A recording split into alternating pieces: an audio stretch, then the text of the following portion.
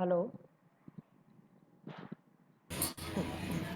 तो yes sir, good evening. Good evening. तो कल कल हमने स्ट्रिंग के बारे में पढ़ा, ठीक है। स्ट्रिंग कांस्टेंट पुल पढ़ा, कैसे स्ट्रिंग के ऑब्जेक्ट बना रहे हैं, कौन सा ऑब्जेक्ट कहाँ स्टोर हो रहा है, कौन सा ऑब्जेक्ट एससीपी में जा रहा है, कौन सा ईक में जा रहा है, ठीक है। ये चीज़ पढ़ी। आज हम क्या पढ़ेंगे? आज हम पढ़ेंगे स्ट्रिंग के कुछ बेसिक मेथड। स्ट्रिंग क्लास में बहुत सारे मेथड होते हैं। जैसे अगर जब आप स्ट्रिंग बनाते हो, जैसे ये स्ट्रिंग का ऑब्जेक्ट बन गया, str एक स्ट्रिंग का ऑब्जेक्ट बन गया। तो जब भी आप str1 डॉट करोगे,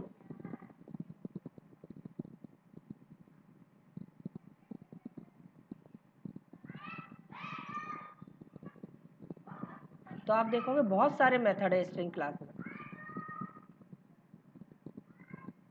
स्ट्रिंग क्लास के बहुत सारे मेथड होते हैं, तो इनमें से हम कुछ बेसिक मेथड पढ़ेंगे जिनकी बहुत ज़्यादा ज़रूरत होती है, ठीक है। तो ऐसे बहुत सारे मेथड होते हैं स्ट्रिंग क्लास में, बट हम कुछ ही स्पेशल मेथड पढ़ेंगे स्ट्रिंग क्लास में। पहला मेथड है length method. Length method, this method is used to get the length of string. मतलब क्या है, ये मेथड क्या काम करता है? ये मेथड, जैसे हमने कोई स्ट्रिंग लिखी है, जैसे ये वेलकम स्ट्रिंग लिखी है, तो इसकी लेंथ क्या है, इसमें कितने कैरेक्टर हैं, वो हमको देता है। 2, 4, 6 और 7। इस पूरी स्ट्रिंग में 7 कैरेक्टर हैं। तो जब हम string dot length method call करेंगे तो हमें आउटपुट मिलेगा 7, ठीक है।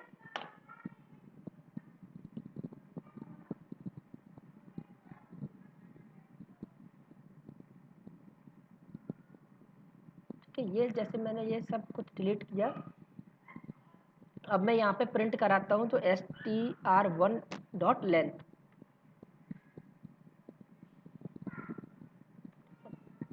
तो इसकी जो लेंथ है, जैसे हमारी हेलो है, इसमें 5 कैरेक्टर है, तो इसकी लेंथ है 5, तो ये हमको 5 प्रिंट करके दे देगा।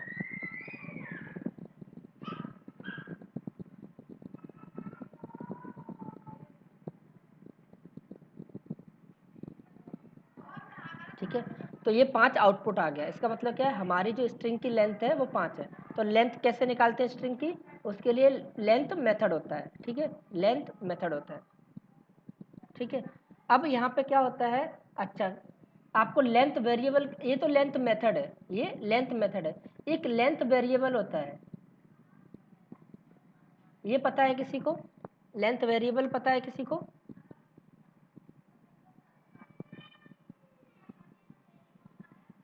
एक लेंथ, हाँ, किसी को पता है?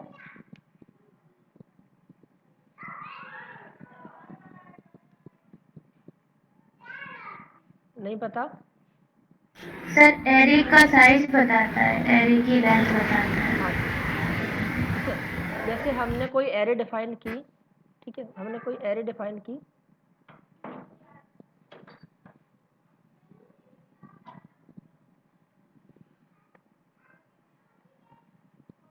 ठीक है।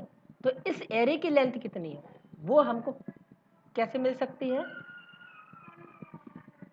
ए डॉट लेंथ, ठीक है। तो ये जो लेंथ है, ये लेंथ वेरिएबल है, ये जो लेंथ है वो लेंथ मेथड है, ठीक है। तो एरे की लेंथ है 2, ठीक है, और स्ट्रिंग की लेंथ है 5। तो ये क्वेश्चन कभी कभी पूछ लिया जाता है, difference between length variable and length method. तो याद रखना, लेंथ वेरिएबल जो है उससे हमें एरे की लेंथ मिलती है, और लेंथ मेथड है उससे हमें स्ट्रिंग की लेंथ मिलती है। क्लियर है? Yes sir. ठीक है। दूसरा मेथड होता है कैरेक्टर एट। क्या होता है कैरेक्टर एट? इसका काम क्या होता है?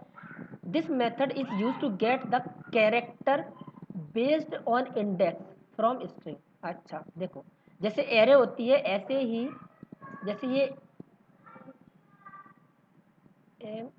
ये वेलकम स्ट्रिंग है, तो ये जो कैरेक्टर है इसका इंडेक्स है 0, ये जो कैरेक्टर है इसका इंडेक्स है 1, ये जो कैरेक्टर है इसका इंडेक्स है 2, इसका है 3।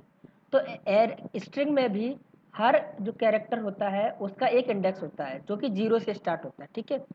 तो अगर हमें ये निकालना है कि हम इंडेक्स पास करें कि इस इंडेक्स पे कौन सा कैरेक्टर है, जैसे अगर मुझे पता करना है कि सेकंड इंडेक्स पे कौन सा कैरेक्टर है, तो उसके लिए मेथड होता है केयर एट, मतलब केयर एट, और उसमें हम इंडेक्स पास करते हैं, तो हमें ये निकाल के देता है कि इस इंडेक्स पे कौन सा कैरेक्टर है।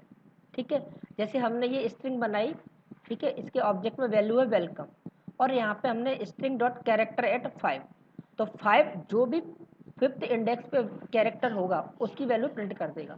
तो इसका इंडेक्स है 0, ई का इंडेक्स है 1, एल का है 2, सी का है 3, ओ का है 4 और एम का है 5। तो ये क्या प्रिंट कर देगा, एम। ठीक है, जैसे यहाँ पे जैसे हमारी, ठीक है, जैसे हेलो स्ट्रिंग है str1 dot index of character eight. अब मैं इसमें कोई भी इंडेक्स डालता हूँ, मैंने अगर 0 इंडेक्स डाल दिया तो 0 इंडेक्स पे क्या है मेरा 1। ठीक है, तो ये 1 प्रिंट कर देगा। एच प्रिंट करेगा सर। हाँ सॉरी, एच प्रिंट कर देगा। ठीक है, तो 0 इंडेक्स पे जो है वो प्रिंट कर देगा। तो कैर एट इस मेथड का काम होता है कि इसमें हम जो इंडेक्स डालेंगे और उस इंडेक्स पे जो भी कैरेक्टर होगा उसको प्रिंट करना। ठीक है, ये सारे मेथड हमें काम आएंगे, इसलिए इनको ध्यान रखना। एक होता है स्ट्रिंग कॉनकेट। स्ट्रिंग कॉनकेट का काम क्या होता है कि दिस मेथड कॉनकेट का मतलब होता है जोड़ना, the specified string to the end of the string. मतलब अगर हमारा कोई ऑब्जेक्ट स्ट्रिंग का ऑब्जेक्ट है, उस पर अगर हमने कॉनकेट मेथड कॉल किया तो वो दोनों स्ट्रिंग जुड़ जाएंगी। जैसे क्या है कि यहाँ पे एक स्ट्रिंग बनाई हमने, स्ट्रिंग नेम और हेलो, तो इस नेम की वैल्यू है हेलो। अब क्या हुआ, हमने नेम में फिर से name equal to name dot concat हाई, तो क्या होगा, नेम में जो पहले से हेलो है वो उसमें हाई जुड़ जाएगा। ठीक है, तो जैसे ये स्ट्रिंग 1 है हमने बना ली। अब इसी स्ट्रिंग 1 में str1 में हमने क्या करना है, str1 डॉट कॉनकेट हेलो संजय। ठीक है, ये डाल दिया हमने। ठीक है, तो अगर हम अब हाँ str1,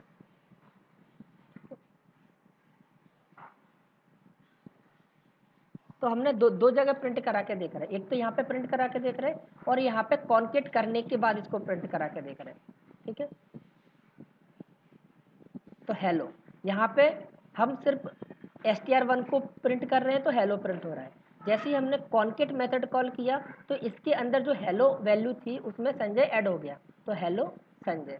ठीक है, लेकिन जब भी आप कॉन्केट मेथड यूज़ करोगे तो आपको ऐसा नहीं है कि आप इतना यूज़ कर लो। आप सोचो कि मैंने इतना str1 डॉट कॉन्केट तो कर दिया संजय, तो अब अगर आप इसको प्रिंट करोगे तो क्या होगा, प्रिंट 2 बार हेलो हेलो होगा। ठीक है, 2 बार हेलो हेलो होगा क्योंकि आपने ऑब्जेक्ट तो बना लिया बट उसको क्या किया है आपने, असाइन नहीं किया है फिर से। ये चीज़ अभी आपको समझ में आएगी।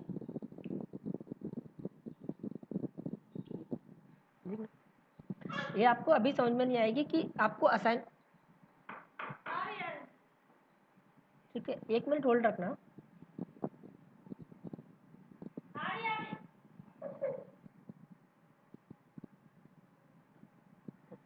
तो जब भी हम कॉन्केट मेथड यूज़ करेंगे तो हमको क्या, उस वैल्यू को फिर से असाइन करने पड़ेगा किसी भी स्ट्रिंग ऑब्जेक्ट में। अदरवाइज क्या होगा, अभी आप प्रिंट करोगे तो कॉन्केट तो हो जाएगी वैल्यू, बट ये जो कॉन्केटेड वैल्यू है मतलब जुड़ने के बाद जो वैल्यू है हेलो संजय, उसको कोई पॉइंट नहीं कर रहा होगा।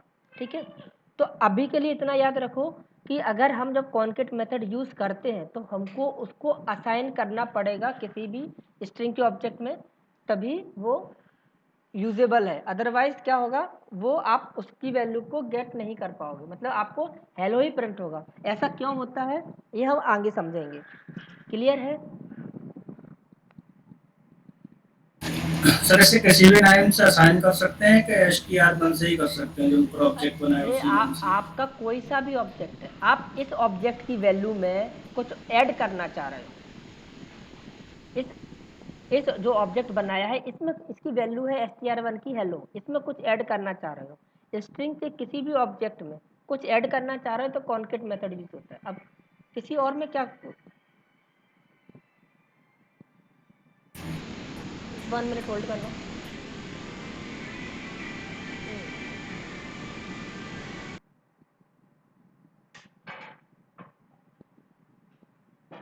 ठीक है, अगर आपको str1 के ऑब्जेक्ट में ऐड करना है तो आपको str1 के ऑब्जेक्ट से ही इसको कॉल करना पड़ेगा, तभी तो उसकी वैल्यू में वो ऐड करेगा ना।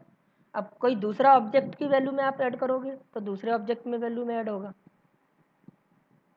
ये ऐसा क्यों हो रहा है, मतलब हमको असाइन क्यों करना पड़ रहा है? अगर हम इसको प्रिंट कराएं सिर्फ इतना,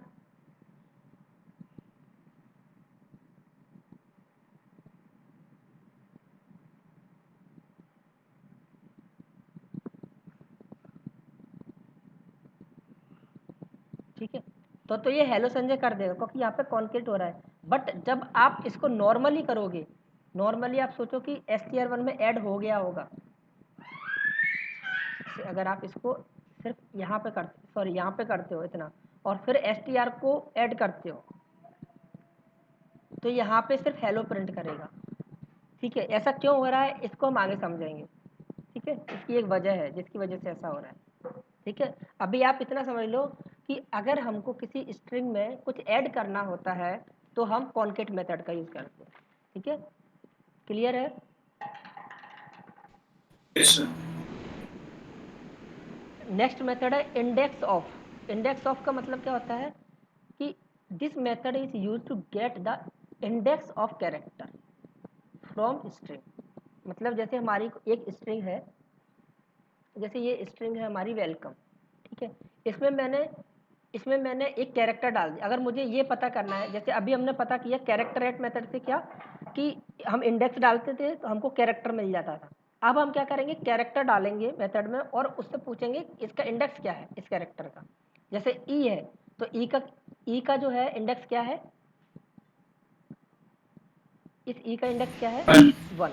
तो हमको 1 हमको ई का इंडेक्स गेट करना है तो हम यूज करेंगे मेथड इंडेक्स ऑफ मेथड। ठीक है, तो इसमें जब भी हम कोई कैरेक्टर डालते हैं तो हमको इंडेक्स ऑफ मेथड हमको इंडेक्स रिटर्न करके देता है। तो कौन सा इंडेक्स कौन से कैरेक्टर का इंडेक्स रिटर्न करके देगा, जैसे अगर हमारे पास इस वेलकम में 2 ई आ रही हैं, एक ये एक ये, तो जो पहले ई मिल जाएगी, जैसे हमने यहाँ पे इंडेक्स ऑफ मेथड कॉल किया और ई पास किया, तो जो पहले ई मिलेगी, पहली ऑकरेंस मतलब पहली बार जो ई आएगी उसी का इंडेक्स हमको रिटर्न कर देगा। ठीक है,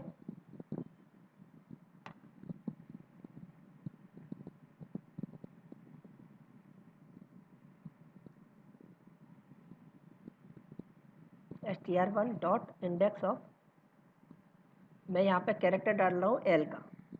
ठीक है,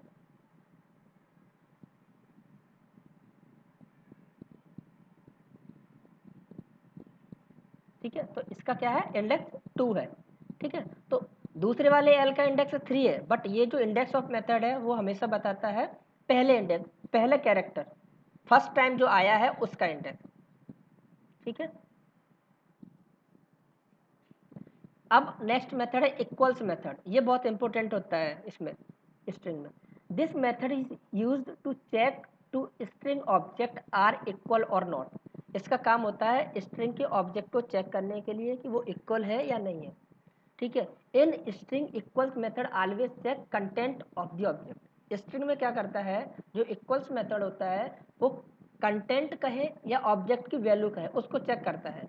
ठीक है, जैसे यहाँ पे है S1 ऑब्जेक्ट और S2 ऑब्जेक्ट, इन दोनों की वैल्यू अलग अलग है। तो जब हम इसको चेक करेंगे S1 डॉट इक्वल्स S2, तो ये क्या देगा, हमको फॉल्स देगा। ठीक है, इसका एग्जाम्पल करते हैं।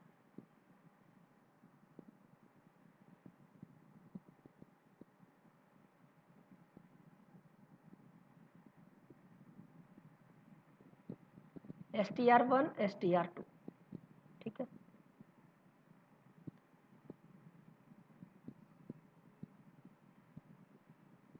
क्या आउटपुट आएगा इसका?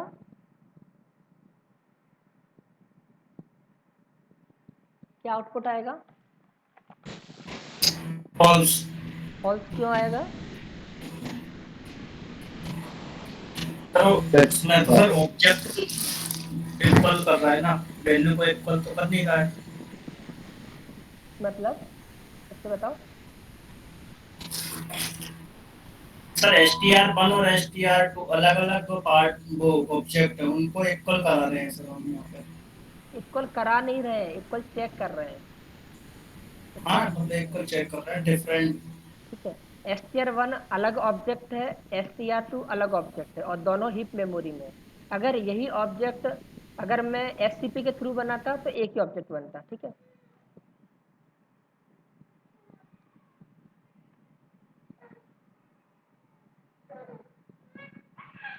इसका आउटपुट क्या आएगा? ये दोनों str1 str2 अलग अलग ऑब्जेक्ट है। ट्रू आएगा सर। और कोई क्या आएगा इसका आउटपुट? ट्रू आएगा, ट्रू का। ट्रू आएगा। ट्रू आएगा। ठीक है, क्योंकि जो इक्वल टू ऑपरेटर रहता है वो रेफरेंस चेक करता है। रेफरेंस का मतलब ये दोनों एक ही ऑब्जेक्ट को बता रहे हैं या अलग अलग ऑब्जेक्ट को बता रहे हैं। इक्वल्स मेथड स्ट्रिंग में क्या काम करता है? अगर स्ट्रिंग का ऑब्जेक्ट है तो वो उसकी वैल्यू को देखता है, उस ऑब्जेक्ट की वैल्यू सेम है या नहीं।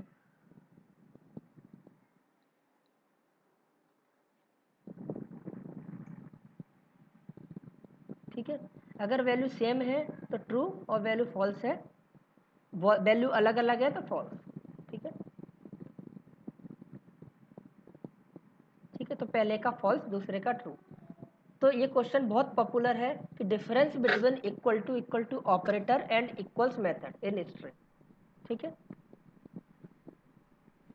अच्छा, नेक्स्ट क्वेश्चन, नेक्स्ट मेथड है string lower case method. Lower case method क्या काम करता है कि जैसे आपकी कोई स्ट्रिंग है वो अपर केस में है। ठीक है, अपर केस का मतलब है कैपिटल में, कैपिटल लेटर में है। ठीक है, उसको अगर स्मॉल में कन्वर्ट करना है तो आपका to lower case method use होता है कि आपकी अगर स्ट्रिंग कैपिटल में हो तो उसको स्मॉल में करने के लिए। जैसे अगर ये स्ट्रिंग है, मैं इसको कैपिटल में लिख दूं हेलो। ठीक है, अगर मुझे इसको स्मॉल में करना है तो मैं क्या करूँगा, str1 डॉट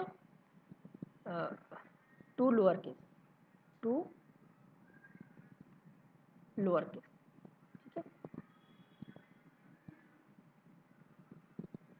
तो मेरी ये जो स्ट्रिंग है वो लोअर केस में कन्वर्ट हो जाएगी। ऐसे ही अगर मेरी स्ट्रिंग लोअर केस में है और उसको अपर केस में करना है, जैसे स्ट्रिंग 2 है वो लोअर केस में है, इसकी वैल्यू हेलो, इसको अपर केस में करना है तो टू अपर केस,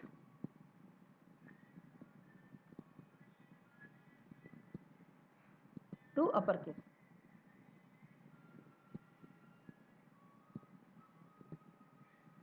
ठीक है, तो ये जो str2 थी जिसकी वैल्यू हेलो स्मॉल में थी, स्मॉल लेटर्स में थी, उसको कैपिटल लेटर में कन्वर्ट करने के लिए यूज करते हैं टू अपर केस मेथड। ठीक है,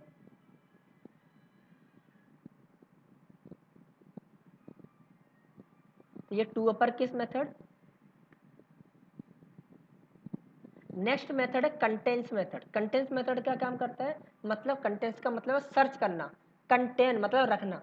this method is use to check any string contains a character of word. मतलब जैसे हमारी एक स्ट्रिंग है, जैसे what do you know about me. ठीक है, अब इसमें से मुझको ये पता करना है कि ये जो स्ट्रिंग है इसमें कोई वर्ड सर्च करते हैं ना वर्ड, वो अवेलेबल है या नहीं। तो इस स्ट्रिंग में मैं सर्च करना चाहता हूँ डू यू नो, ये वाला सेंटेंस या ये वाला वर्ड अवेलेबल है या नहीं है। तो हम मेथड कॉल करूँगा कंटेंस मेथड। ठीक है, जैसे यहाँ पे मैंने क्या किया, यहाँ पे मैंने एक सेंटेंस डाला, माई नेम इज घनश्याम। ठीक है, अब मुझे ये सर्च करना है कि ये जो स्ट्रिंग बनाई है इस स्ट्रिंग में घनश्याम नाम का वर्ड है या नहीं है। तो str डॉट कंटेंट्स और उसमें मैं वो स्ट्रिंग डाल दूंगा जो मुझे सर्च करनी है।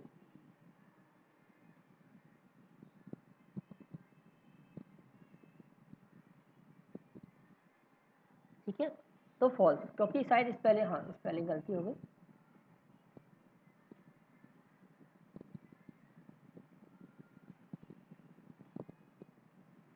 ठीक है, ट्रू। ठीक है, तो ये वाला जो है वर्ड है वो इस स्ट्रिंग में अवेलेबल है, तो आउटपुट आया ट्रू। तो कंटेंट्स का काम होता है सर्च करना। ठीक है, तो ये कुछ मेथड है स्ट्रिंग के, ये बेसिक मेथड है। ये इसलिए बताया कि अगर आपसे पूछते हैं कि स्ट्रिंग के मेथड कौन कौन से होते हैं, तो आप कुछ मेथड बता पाओ, उसको 5 6 7 8 मेथड जो भी है वो बता पाओ। और दूसरी बात, ये मेथड जब हम आगे कुछ प्रोग्रामिंग करेंगे तो ये काम आएंगे। जैसे इक्वल्स मेथड काम आएगा आपका, लेंथ मेथड और कैरेक्टर एट मेथड, ये 3 तो बहुत काम आएंगे। ठीक है, बाकी ये सारे मेथड भी काम ही आते हैं। ठीक है, यहाँ तक कोई दिक्कत इन मेथड्स में?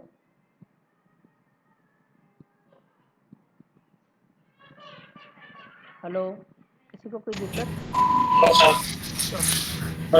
ठीक है, अब जो टॉपिक मैं स्टार्ट कर रहा हूँ वो बड़े ध्यान से सुनना, क्योंकि सब इम्यूटेबल स्ट्रिंग इन जावा, ये बहुत बड़ा मतलब बहुत इंपॉर्टेंट कॉन्सेप्ट है। इसी में से स्ट्रिंग में से सबसे ज़्यादा जो क्वेश्चन पूछा जाता है एक एससीपी से और इम्यूटेबिलिटी से।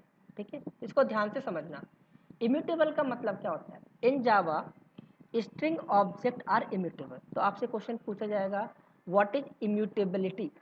ठीक है, इम्यूटेबिलिटी क्या होती है? तो इम्यूटेबिलिटी का मतलब होता है नॉट चेंजेबल, नॉट चेंजेबल, जिसको हम चेंज नहीं कर सकें। ठीक है, नॉट चेंजेबल। तो नॉट चेंजेबल होता है उसको बोलते हैं इम्यूटेबिलिटी। तो आपसे क्वेश्चन पूछा है व्हाट इज इम्यूटेबिलिटी, ठीक है, तो आप बोलोगे इम्यूटेबिलिटी मतलब नॉट चेंजेबल। और अगर हम उसमें चेंज करते हैं तो क्या होगा? जैसे जावा में जो स्ट्रिंग का ऑब्जेक्ट बनते हैं, जो भी स्ट्रिंग का ऑब्जेक्ट बनाते हैं, जो हम न्यू करके बना रहे हैं या स्ट्रिंग लिटरल के थ्रू बना रहे हैं, जो भी स्ट्रिंग के ऑब्जेक्ट बन रहे हैं वो कैसे होते हैं? इम्यूटेबल होते हैं। इम्यूटेबल का मतलब होता है नॉट चेंजेबल। ठीक है, अब इम्यूटेबल सिंपली मीन्स अनमॉडिफाइएबल और अनचेंजेबल। अनमॉडिफाइएबल का मतलब उसको मॉडिफाई नहीं कर सकते, या अनचेंजेबल मतलब इसको चेंज नहीं कर सकते, एक बार बन गया तो बन गया। Once string object is created, ठीक है, जैसे ही एक बार स्ट्रिंग का ऑब्जेक्ट क्रिएट हो गया उसको हम चेंज नहीं कर सकते। स्ट्रिंग के ऑब्जेक्ट को चेंज करने से मतलब है स्ट्रिंग के ऑब्जेक्ट का डेटा, इट्स डेटा और स्टेट। ठीक है, तो हम एक बार अगर स्ट्रिंग का ऑब्जेक्ट बन गया इसको हम चेंज नहीं कर सकते। बट अगर हम चेंज करते हैं, कैन नॉट, इट्स डेटा और state can not B change, but a new string object is created. तो अगर हम चेंज करते हैं तो क्या होता है? एक नया ऑब्जेक्ट बन जाता है। इम्यूटेबिलिटी का मतलब होता है कोई भी ऑब्जेक्ट है उसको हम चेंज नहीं कर सकते, और अगर चेंज करते हैं तो नया ऑब्जेक्ट बन जाता है। आ रही मेरी बात समझ में? जैसे एक हेलो ऑब्जेक्ट है स्ट्रिंग का। ठीक है, अब यहाँ पे देखो, ये सब इसको पहले डायग्राम से समझते हैं क्या है। ये देखो, ये एक एक ऑब्जेक्ट बनाया सचिन नाम से। ठीक है, सचिन नाम से जिसको एस, जिसका रेफरेंस वेरिएबल एस है। ठीक है, तो Sachin string s equal to Sachin, ये हमने एक ऑब्जेक्ट बनाया। तो ऑब्जेक्ट बन गया एससीपी में। ठीक है, अब हमने जैसे एस डॉट कॉन्केट किया, क्या किया हमने? S dot concat Tendulkar.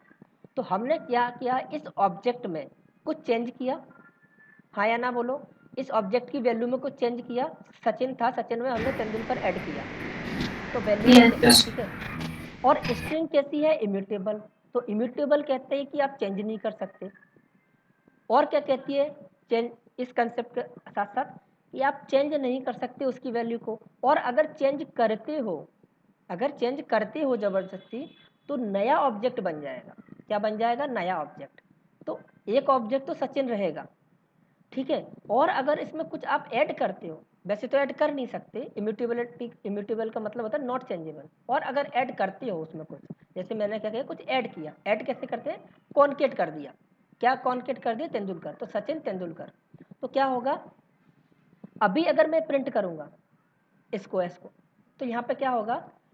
Sachin नाम से जो एस पॉइंट कर रहा था वो उसी को पॉइंट करेगा, लेकिन एक नया ऑब्जेक्ट बन जाएगा सचिन तेंदुलकर नाम से, लेकिन उसको कोई पॉइंट करने वाला नहीं होगा। आ रही है समझ में? कुछ अगर मॉडिफिकेशन किया, कुछ ऐड किया मैंने, तो नया ऑब्जेक्ट बन जाएगा, बट उसको कुछ पॉइंट करने वाला नहीं होगा। सचिन जो है ऑब्जेक्ट मेरा, उसमें कुछ चेंज नहीं हुआ। देखो एस जो पहले पॉइंट कर रहा था सचिन को, वो सचिन को ही पॉइंट कर रहा है, ठीक है। मैंने इस सचिन में तेंदुलकर ऐड कर दिया, तो सचिन में कोई चेंज नहीं हुआ, बट एक नया ऑब्जेक्ट बन गया जिसकी वैल्यू सचिन तेंदुलकर है, बट इसको पॉइंट कोई कुछ नहीं कर रहा अभी, ठीक है। जैसे मैंने ये लाइन लिखी एस डॉट कॉन्केट तेंदुलकर, तो सचिन में तेंदुलकर ऐड हो गया, बट इस सचिन तेंदुलकर ये जो पूरा ऑब्जेक्ट बना है नया, उसको कोई पॉइंट नहीं कर रहा, ये वैसे ही पड़ा हुआ है, ठीक है। इसी वजह से अगर मैं एस को प्रिंट करूं, इस मूवमेंट पर एस को प्रिंट करूं, तो वैल्यू क्या होगी, वैल्यू क्या प्रिंट होगी मेरी, बताओ। एस ही होगी। एस की वैल्यू क्या होगी, प्रिंट करो, क्या आउटपुट आएगा?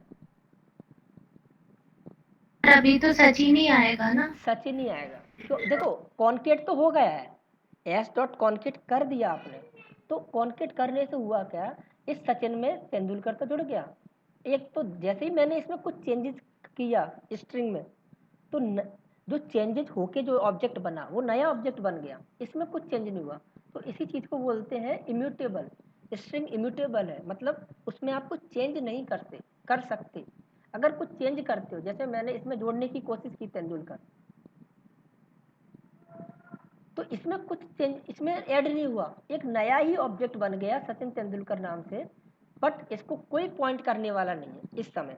क्यों नहीं करने वाला? क्योंकि हमने सिर्फ ऐड किया। अगर हम सिर्फ इतना कोड लिखा है, क्या लिखा है, एस डॉट कॉन्केट तेंदुलकर, तो नया ऑब्जेक्ट तो बन गया, बट उसको कोई पॉइंट नहीं कर रहा है। इसी वजह से अगर हम एस की वैल्यू प्रिंट कराते हैं, तो सचिन ही प्रिंट होगा, क्योंकि अभी भी एस जो है वो सिर्फ और सिर्फ सचिन को पॉइंट कर रहा है। क्लियर है? यहाँ तक कोई डाउट है? No sir. गुड, ठीक है। Now it can be understood by diagram given below. Here Sachin is not change, but a new object is created with Sachin Tendulkar, that is why string is known as immutable, ठीक है। यहाँ पे समझने लायक यही चीज़ है कि जब भी हमने सचिन के ऑब्जेक्ट में या स्ट्रिंग के ऑब्जेक्ट में कुछ चेंजेस किया, कुछ ऐड किया, तो उस ऑब्जेक्ट में कुछ चेंज नहीं हुआ, एक नया ऑब्जेक्ट बन गया विथ एडिशन। जो भी हमने ऐड किया वो ऐड होके एक नया ऑब्जेक्ट बन गया, बट उसको कोई पॉइंट करने वाला नहीं है, ठीक है। वो एक बन गया, ठीक है, यहाँ तक ठीक है। But if we explicitly assign it to the reference variable, अब जो ऑब्जेक्ट बना है सचिन तेंदुलकर, जो ऑब्जेक्ट बना है, अगर इस ऑब्जेक्ट को हम किसी वेरिएबल को दे दें, क्या कह रहा है, बट इफ वी एक्सप्लिसिटली का मतलब होता है हम अपनी तरफ से असाइन कर दे इस ऑब्जेक्ट को किसी रेफरेंस वेरिएबल में, it will refer to Sachin Tendulkar object. मतलब क्या कह रहा हूँ, मैंने एस डॉट कॉन्केट किया और इसको फिर से किसी रेफरेंस वेरिएबल में डाल दिया। अब ये या तो ये वाला भी हो सकता है, या फिर मैं कोई नया बना लूँ, वो हो सकता है, ठीक है। तो अब ये जो एस है, जैसे मैंने इस एस को मैं क्या किया, अब इस एस में कॉन्केट करके डाल दिया, तो सचिन तेंदुलकर ऐड होके इसमें आ गया। अब ये क्या करेगा, अभी जो एस जो इसको पॉइंट कर रहा था, वो इससे हटके इस सचिन तेंदुलकर वाले ऑब्जेक्ट को पॉइंट करने लगेगा, ठीक है। कैसे, ये देखो, अभी जो एस जो था वो इसको पॉइंट कर रहा था, बट हमने क्या किया, जो कॉन्केट किया, हमने क्या किया, S dot concat, S dot concat किया, और उसमें जो तेंदुलकर लिखा था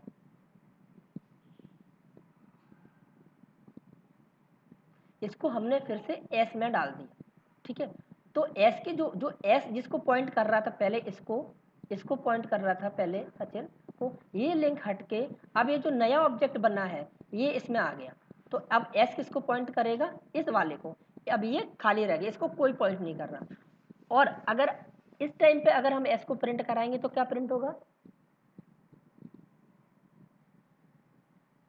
सचिन तेंदुलकर। सचिन तेंदुलकर आएगा सर। ठीक है। तो आई बात समझ में कि इसीलिए हम जब कॉनकेट मेथड यूज़ करते हैं, कॉनकेट हम यूज़ करते हैं तो उसको असाइन कर लेते हैं ताकि जो पुराना जो ऑब्जेक्ट है, पुराने ऑब्जेक्ट को, जो रेफरेंस वेरिएबल है पुराने ऑब्जेक्ट को पॉइंट कर रहा होता है, उससे हटके नए वाले को पॉइंट करने लगे। अब ये ज़रूरी नहीं है कि इसी में हम पॉइंट कराएं, हम हो सकता है हम क्या करें, एक और स्ट्रिंग बना लें, ठीक है, स्ट्रिंग s2, ठीक है, और उस s2 में इसको s डॉट कॉनकेट को डाल लें।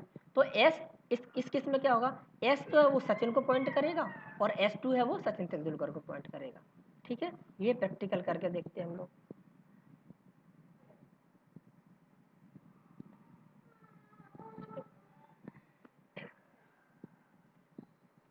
स्ट्रिंग s1 लिया हमने, एक हेलो ले लिया हमने, तो सिंपल। ठीक है, अब हमने क्या किया, s1 डॉट कॉनकेट,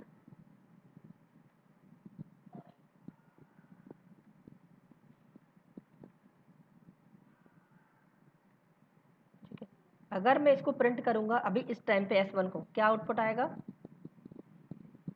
क्या आउटपुट आएगा,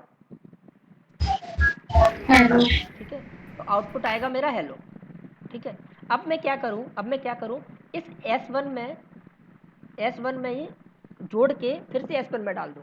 अब मैं प्रिंट करूंगा S1 को तो हेलो घनश्याम आएगा। ठीक है, क्योंकि जो S1 है वो अब इस हेलो को पॉइंट ना करके ये जो नया ऑब्जेक्ट बना है उसको पॉइंट कर रहा है। लेकिन ये ज़रूरी नहीं है कि मैं S1 में ही डालूं, मैंने एक नया ऑब्जेक्ट बना लिया, स्ट्रिंग S2। ठीक है, बस। तो अब मैं अगर S1 को पॉइंट करूंगा तो क्या आउटपुट आएगा, हेलो आएगा केवल। ठीक है, केवल हेलो आएगा। ठीक है, क्योंकि S1 हेलो को ही पॉइंट कर रहा है, और अगर मैंने S2 कर दिया तो S2 जो है वो नया ऑब्जेक्ट बना है, नया रेफरेंस वेरिएबल है, वो नए ऑब्जेक्ट को पॉइंट कर रहा है। ठीक है, क्लियर हुआ यहाँ तक। Yes sir. तो इम्यूटेबिलिटी का मतलब समझ में आया। इम्यूटेबिलिटी का मतलब होता है नॉट चेंजेबल, कि अगर हमने एक और ऑब्जेक्ट बना लिया तो उसको चेंज नहीं कर सकते, और अगर चेंज करते हैं तो नया ऑब्जेक्ट बन जाएगा। ठीक है, क्योंकि यहाँ पर देखोगे जैसे ही हमने चेंज किया, सचिन में कुछ जोड़ा, तो पुराना ऑब्जेक्ट डिस्ट्रॉय नहीं हुआ, यहाँ की यही नहीं बना। ठीक है, एक नया ऑब्जेक्ट बन गया। ठीक है, तो इसको बोलते हैं इम्यूटेबिलिटी। तो आपसे पूछा जाएगा what is immutability and string is immutable class और नॉट। ठीक है, तो आप बोलोगे स्ट्रिंग इज इम्यूटेबल क्लास, फिर पूछेगा इम्यूटेबिलिटी क्या होती है, तो आप बताओ कि इम्यूटेबिलिटी मतलब नॉट चेंजेबल, जिसके ऑब्जेक्ट को हम चेंज नहीं कर सकते। If we change then new object will be created, अगर हम चेंज करते हैं तो नया ऑब्जेक्ट बन जाएगा। ठीक है, क्लियर है, कोई डाउट है किसी को? No sir. ओके, ठीक है, अब जो सबसे ज़्यादा क्वेश्चन पूछा जाता है स्ट्रिंग में वो है हाउ टू, जैसे आपसे पूछेगा इम्यूटेबिलिटी पूछा और आपसे पूछ लिया कि स्ट्रिंग इम्यूटेबल क्लास है, आपने खुशी खुशी बता दिया। फिर आपसे क्वेश्चन पूछेगा वो how to create on immutable class in Java. जैसे हम खुद की एक्सेप्शन क्लास बनाते हैं तो वो पूछेगा क्या हम खुद की इम्यूटेबल क्लास बना सकते हैं, तो आप बोलोगे हाँ।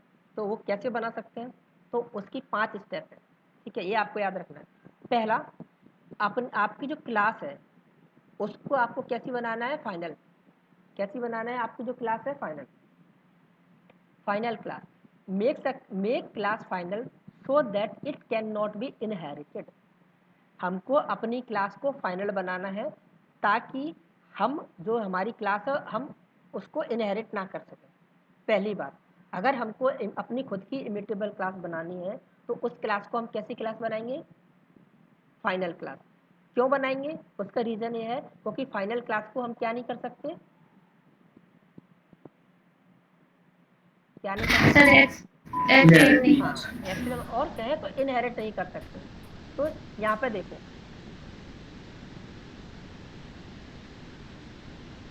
जैसे स्ट्रिंग है, स्ट्रिंग इम्यूटेबल क्लास है, तो स्ट्रिंग कैसी कैसी बनाई गई है, फाइनल क्लास। ठीक है, क्लियर है। दूसरी चीज़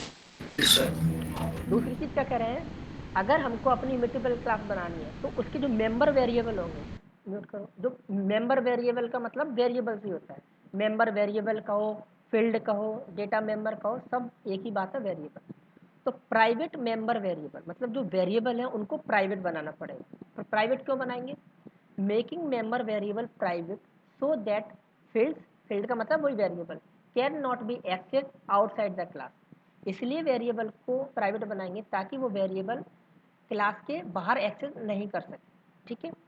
तीसरा पॉइंट, फाइनल मेंबर वेरिएबल मतलब जो वेरिएबल आपने प्राइवेट बनाए हैं उनको हम फाइनल भी बनाएंगे। फाइनल क्यों बनाएंगे? अगर कोई वेरिएबल फाइनल है तो क्या होता है? तो वैल्यू चेंज नहीं कर सकते वैल्यू चेंज उसकी। नहीं कर सकते। ठीक है। तो make member variables final so that they can be assigned value only once. मतलब फाइनल इसलिए बना रहे हैं हम, फाइनल हमें इसलिए बनाना पड़ेगा ताकि हम सिर्फ उस जो वेरिएबल है उनको एक बार वैल्यू दे सकें। ठीक है। वैल्यू बार बार चेंज नहीं कर सकें क्योंकि हमको इमिटेबल बनाना है और इमिटेबल का मतलब होता है बार बार चेंज ना हो सके। ठीक है। तीसरे चौथा पॉइंट क्या है? Constructor initialize all fields in constructor. अच्छा, जो फील्ड भी जो हमने वेरिएबल लिए हैं उनको हम कैसे इनिशियलाइज करेंगे? कंस्ट्रक्टर पढ़ेंगे हम डेप्थ में। ठीक है। कंस्ट्रक्टर हमने पढ़ा है अभी, क्या नहीं पढ़ा? पढ़ लिया ना? हाँ पढ़ लिया। तो कंस्ट्रक्टर का काम क्या होता है? Initialize the value. वेरिएबल को इनिशियलाइज करने के लिए वैल्यू को। तो जो वेरिएबल है उनकी वैल्यू को हम इनिशियलाइज करेंगे कंस्ट्रक्टर में। ठीक है। सेटर मेथड का यूज नहीं करेंगे। सेटर मेथड का यूज करके भी हम वैल्यू को सेट कर सकते हैं बट इमिटेबल क्लास में हम सेटर मेथड का यूज नहीं करते। ठीक है। नहीं करते मतलब हम कर ही नहीं सकते। ठीक है। तो क्या है पांचवा point? Don't provide setter method in class, provide only getter method. ठीक है। क्लास में जो भी आपकी क्लास है उसमें सेटर मेथड मत लिखो, सिर्फ गेटर मेथड लिखो। गेटर मेथड का काम क्या होता है? वेरिएबल की वैल्यू को गेट करने के लिए। इतना पता है ना, मैंने बताया था सेटर और गेटर मेथड। Yes sir. ठीक तो है। वैल्यू सेट नहीं करेंगे तो फिर गेट कैसे करेंगे? दादा कंस्ट्रक्टर के थ्रू सेट करेंगे, सेटर मेथड के थ्रू सेट नहीं कर सकते। ओके। ठीक है। तो ये 5 पॉइंट है। तो ये आपको ये कंठस्थ होना चाहिए, रटे होने चाहिए। How you make your imitable class. पहला, क्लास को फाइनल बना दो, वेरिएबल को प्राइवेट फाइनल बना दो और जो वेरिएबल है उनको कंस्ट्रक्टर के थ्रू वैल्यू देंगे और सेटर मेथड नहीं बनाएंगे क्लास में, सिर्फ गेटर मेथड बनाएंगे। ठीक है। याद हो जाएंगे 5 पॉइंट। बड़े सिंपल है। क्लास को फाइनल बनाना है, वेरिएबल को प्राइवेट फाइनल बनाना है, वैल्यू कंस्ट्रक्टर के थ्रू असाइन करनी है और सेटर मेथड नहीं बनाना है, सिर्फ गेटर मेथड बनाएंगे। ठीक है।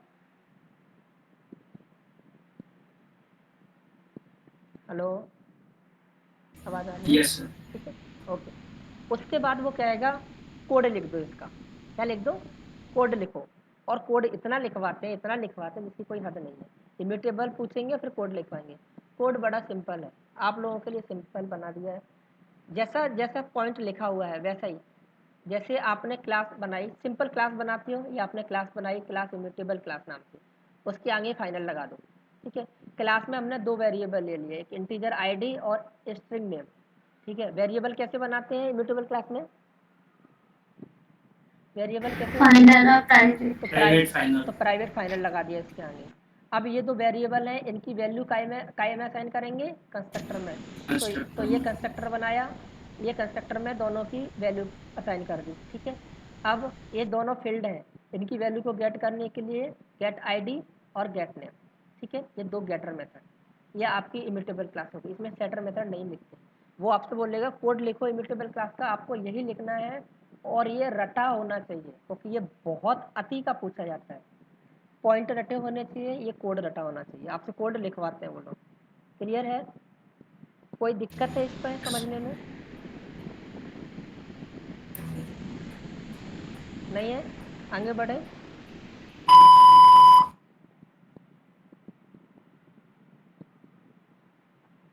ठीक है।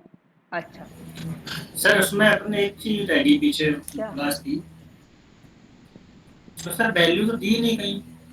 आईडी करना तो आईडी नंबर दिया, तो नेम का देखो नेम दिया। देखो इसको हम चेक नहीं कर रहे हैं, हम चेक नहीं कर रहे हैं, हम तो सिर्फ ये बता रहे हैं कि बनाई कैसे जाती है। जैसे जब हमने एक्सेप्शन बनाई थी ना, एक्सेप्शन की क्लास, तो कैसे बनाई थी? माई एक्सेप्शन एक्सटेंड थ्रोएबल। ठीक है, उसके अंदर इसका कंस्ट्रक्टर लिखा था माई एक्सेप्शन का, ठीक है, इसमें पैरामीटर पास कर दो और उसके अंदर से सुपर। तो ये हमने अपनी क्लास लिख ली। ऐसे ही ये इमिटेबल क्लास, इसको हम चेक नहीं कर रहे हैं, आपसे कोई वो चेक नहीं करवाएगा, सिर्फ आपसे कोड लिखवाएगा इमिटेबल क्लास कैसे बनाई जाती है। ये हमारी एक इमिटेबल क्लास बन गई, इसको हम टेस्ट नहीं कर रहे, ठीक है। ओके ठीक है, जो जो जो पॉइंट है, जो पॉइंट हमने लिखे उसको कोडिंग के फॉर्म में लिख दिया है। जो 5 पॉइंट है उनको हमने कोडिंग के फॉर्म में लिखा है बस, ठीक है। इससे ज़्यादा हमको नहीं पढ़ना, ठीक है, क्लियर है। हमको ये पता होना चाहिए जो 5 पॉइंट है उसको कोडिंग के फॉर्म में कैसे लिखना है, बस ये वही है। जो 5 पॉइंट थे वो कोडिंग के फॉर्म में हमने लिख दिया। ये आपको इतना आपसे इम्यूटेबल क्लास लिखवाएगा, बस आपको इतना लिखना है, उससे आगे कुछ नहीं लिखना। अच्छा, फिर आपसे कभी कभी एक और क्वेश्चन पूछ लिया था, जावा में कौन कौन सी क्लासें इम्यूटेबल है? कोई बता सकता है कौन कौन सी क्लासें इम्यूटेबल है जावा में? Built in class, built in class, तो जावा में तो लाखों बिल्ट इन मतलब क्लास, पहले से बनी हुई जावा ने बना के दी है। जावा में लाखों बिल्ट इन क्लास है, तो क्या सभी इम्यूटेबल है?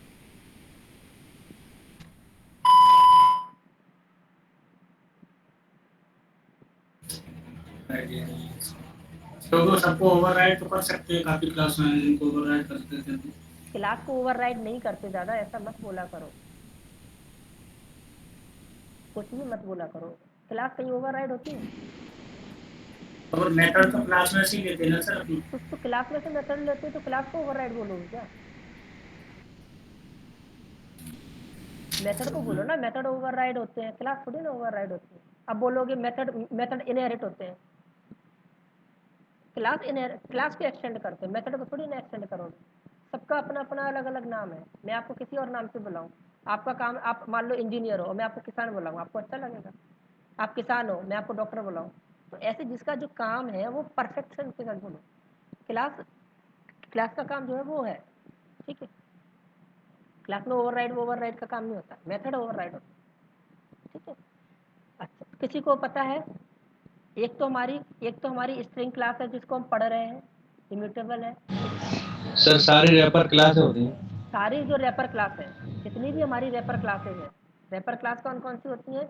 Integer, double, long, short, byte, float, double, sorry double 2 बार हो गया। बाकी जितनी भी रैपर क्लास होती है ना, बूलियन, कैरेक्टर, ये जितनी भी रैपर क्लासें होती हैं सारी की सारी कैसी होती है? इम्यूटेबल होती है, ठीक है।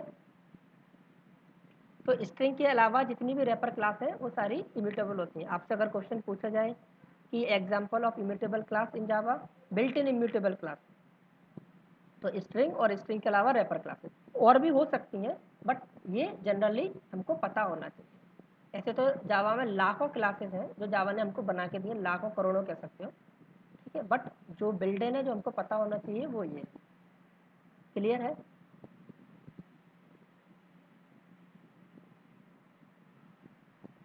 हेलो, कोई डाउट किसी को? नो। No sir. हाँ सर। ओके,